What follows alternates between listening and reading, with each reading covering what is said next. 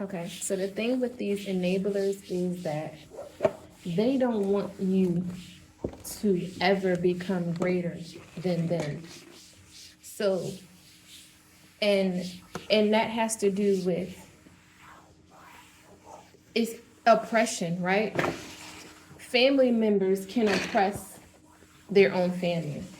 Your mom can be an oppressor to you, right? She can have an oppressive spirit. Your dad, your grandmother, your cousin, your sister, they can have an oppressive spirit upon them that's trying to infiltrate your spirit, right? And so these people don't ever want you to rise higher than them in life, in any aspect. And so what they do is they coddle you, and they give you, they're called, these are enablers, right? They give you just enough confidence, just enough good words of wisdom, just enough money, just enough drugs, just enough to keep you coming back, always coming back, right? It's almost like how people like the crackhead and the dealer, right? Or let's say how people talk about just different oppressive things, oppressive people, right? Or even systems, right? They give you just enough, but to get by, but not enough that's going to expand you or prosper you, right? They give you just enough, right? And so these people are giving you just enough, right? Just enough, like they may build your ego just enough, but not too much to make you feel like, oh, you can go, sky's the limit, right? They don't want to make you feel free. They want to oppress you. Secretly, their motive is to oppress you, right? At the same time, they can expose themselves. So, like I said before, the devil is not going to come with horns, right?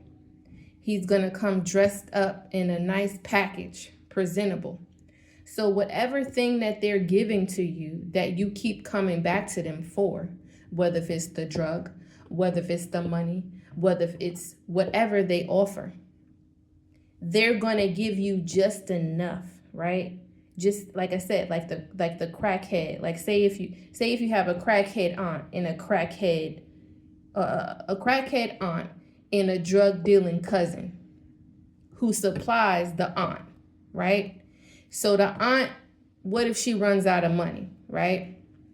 Then the drug dealer is like, well, I'm gonna give you a little bit this time. Don't worry about it, but just get me on the next time, right? It's like a manipulative tactic that is like, oh, okay, well, he's helping me because he allowed me to go. He gave me a little bit, right, to get by. And so I should be thankful for that, right? He gave me a little, they gave, the crackhead, the dealer cousin gave the crackhead aunt enough to get her by, right? With her drug addiction. I'm trying to spit this out as best as I can. But now I feel like it's going all over the place. What I'm trying to say is these enablers, like I said, their goal is to keep you feeding off of them, feeding off of their benefits, feeding off of their whatever they're supplying to you, feeding off of their money, feeding off of their alcohol, feeding off of their drugs. Their goal is to keep you feeding off of them so that you'll never go look elsewhere, whether if it's for someone else's help or to seek your own, right?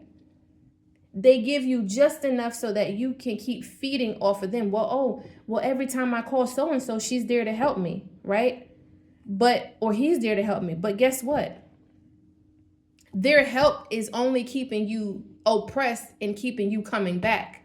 When really what they should be doing is giving you wisdom, right? Especially if it's a person of God that you're asking for help and they claim to be a believer. They should be giving you a word, right?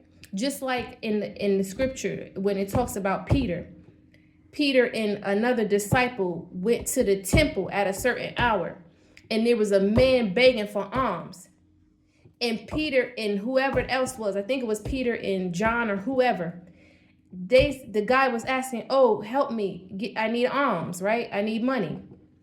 And Peter and John, I think it was Peter and John, they said, take up thy bed and walk, right? He was a feeble person, right? And so I did a message on this before.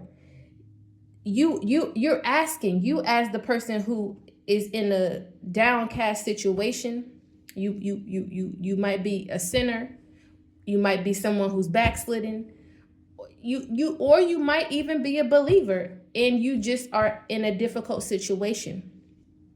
You need to be asking the right questions.